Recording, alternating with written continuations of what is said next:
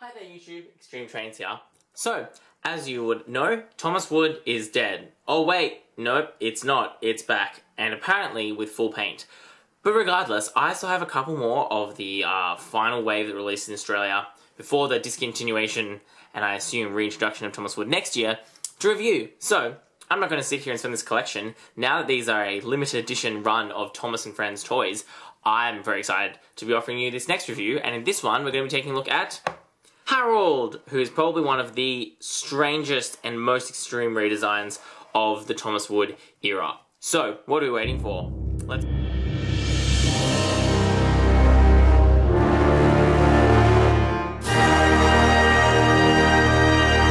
So, this is your standard Thomas Wood box. I'm not going to spend a lot of time on it, you know what it looks like now. Although it is interesting that he does stick out quite a long way because he's got these and this propeller. Although it's good to see it's all nice and packaged so it doesn't get damaged.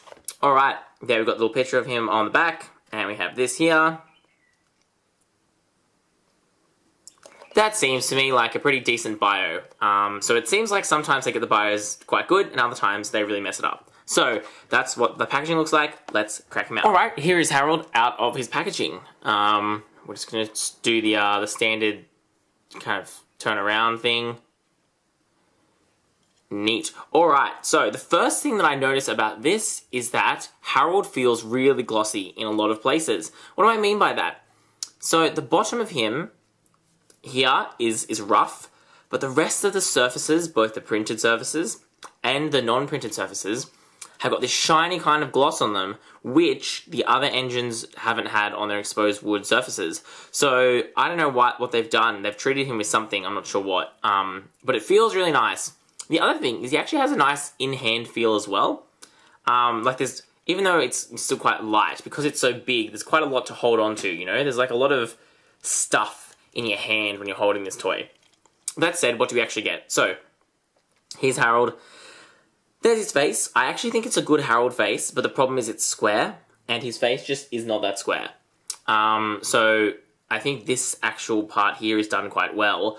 I just think they really, you know, the shape is just so wrong that it doesn't quite save the rest of it. I think his side profile is quite good. That actually looks really good. That printing's very nice. I love that they put the detailing here of the rotor, which isn't on the other side. That's good to see.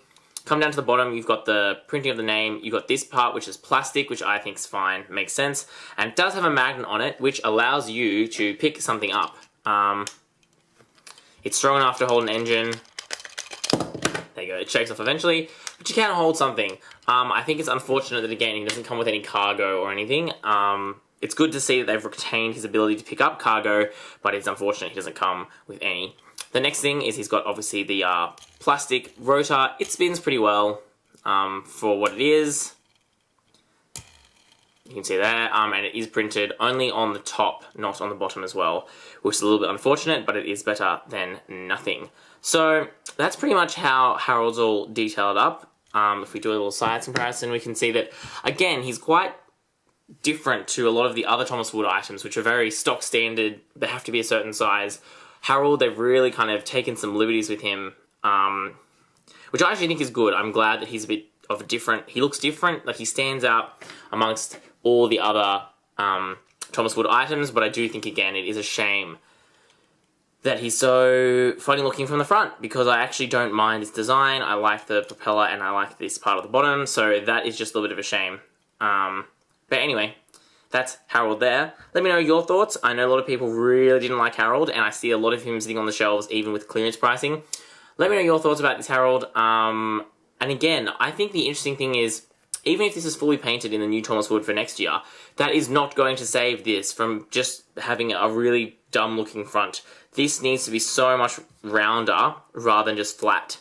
And until they fix that up, I don't think, really, they can save this Harold from being a very funny looking helicopter. Anyway, thanks for watching. That's all we've got time for. As always, this is XtremeTrainz.